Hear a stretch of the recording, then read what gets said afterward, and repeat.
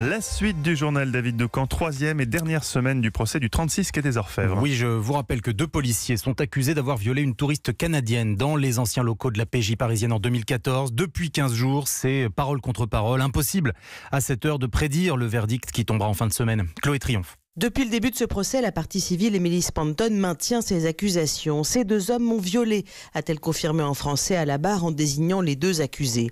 Dans son récit, la Canadienne décrit des scènes d'une grande violence. Elle affirme aussi qu'il y avait un 3e homme qu'elle n'a jamais identifié et les examens médicaux réalisés à l'issue de la nuit confirment la présence de 3 ADN masculins.